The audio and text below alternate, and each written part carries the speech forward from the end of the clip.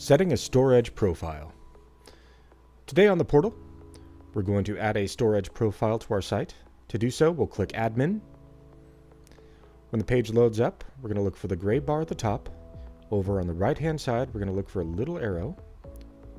Click it, and then click on Energy Manager. From here, we can set generic profiles like maximize self-consumption or backup only. In this case, what we're going to do is we're going to click Apply this profile to apply a profile that we created in advance on our account. We'll select our profile and then click Save. After we click Save, we'll get a confirmation dialog. Read and click Yes if you agree, and the profile will be applied to your inverter during the next reporting period. Thanks for joining us in the SolarEdge Learning Lab.